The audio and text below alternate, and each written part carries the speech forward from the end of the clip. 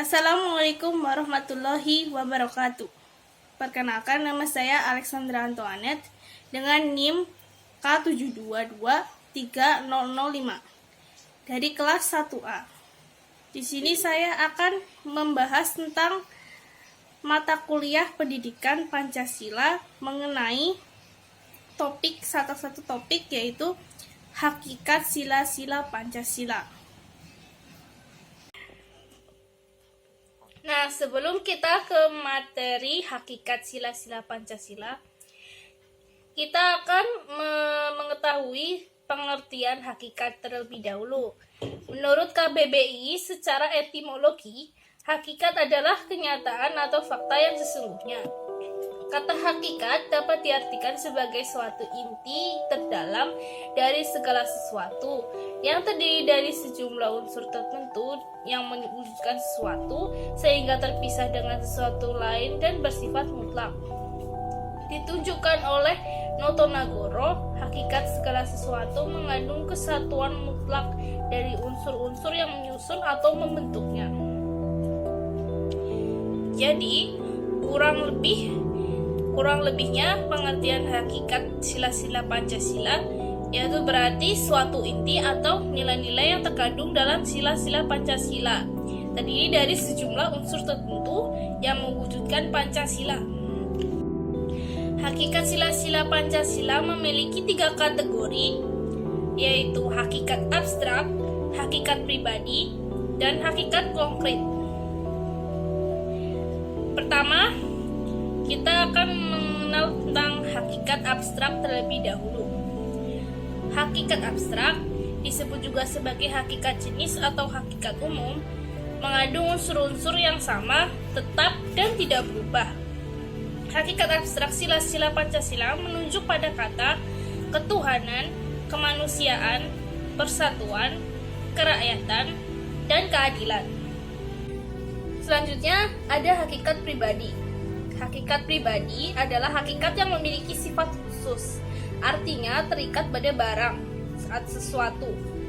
Hakikat pribadi Pancasila menunjuk pada ciri-ciri khusus sila-sila Pancasila yang ada pada bangsa Indonesia, yaitu adat istiadat, nilai-nilai agama, nilai-nilai kebudayaan, sifat dan karakter yang melekat pada bangsa Indonesia, sehingga membedakan bangsa Indonesia dengan bangsa yang lain di dunia.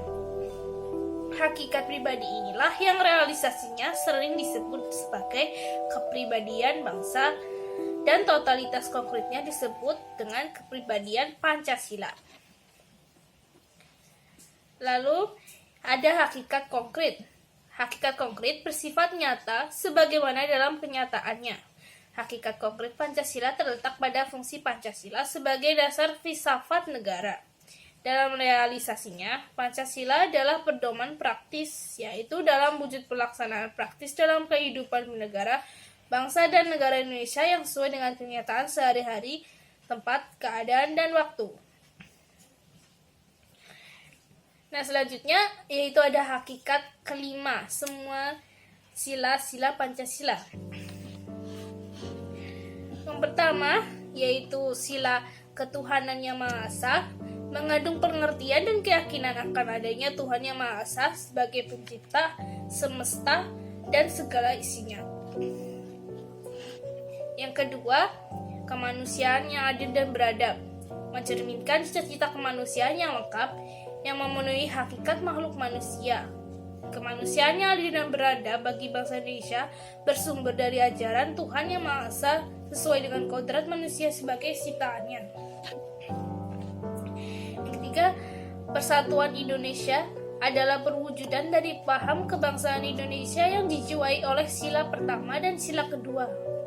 Nasionalisme Indonesia mengatasi paham kegolongan dan suku bangsa dan membangun persatuan dan kesatuan sebagai satu bangsa yang padu. Yang keempat ada kerakyatan yang dipimpin oleh hikmat kebijaksanaan dalam permusyawaratan perwakilan. Ini mengacu pada kekuasaan yang berada di tangan rakyat. Hikmat kebijaksanaan berarti penggunaan pikiran yang sehat dengan mempertimbangkan persatuan dan kesatuan bangsa, serta kepentingan rakyat secara sadar, jujur, dan bertanggung jawab. Kelima, keadilan sosial bagi seluruh rakyat Indonesia. Berarti, keadilan yang berlaku dalam masyarakat di segala bidang kehidupan, baik materi maupun spiritual. Sila kelima ini menyatakan bahwa setiap orang Indonesia memiliki hak untuk mendapatkan perlakuan yang adil dalam bidang hukum, politik, sosial, ekonomi, dan kebudayaan. Nah, hakikat sila-sila Pancasila itu memiliki tujuan. Antara lainnya adalah sebagai berikut. Nomor 1, memberikan pedoman nilai moral dan filosofis untuk membuat keputusan dan merancang kebijakan di semua tingkatan pemerintahan. Nomor 2, membantu menyatukan masyarakat Indonesia dengan menekankan persatuan, keberagaman, dan saling menghormati, menciptakan rasa identitas bersama.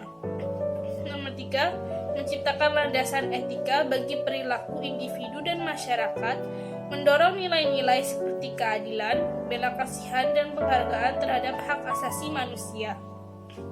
Yang keempat, mendukung prinsip-prinsip demokrasi dan partisipasi rakyat, menggarisbawahi pentingnya musyawarah, perwakilan, dan keputusan bersama. Yang kelima, menekankan keadilan sosial dan distribusi sumber daya yang merata, menciptakan masyarakat yang adil dan inklusif. Nomor keenam, mencerminkan nilai-nilai budaya Indonesia, merayakan keberagaman, dan mendukung pelestarian budaya.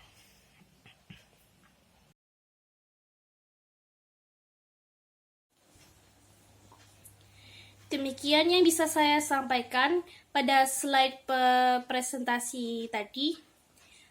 Apabila ada salah kata, mohon dimaafkan. Wassalamualaikum warahmatullahi wabarakatuh.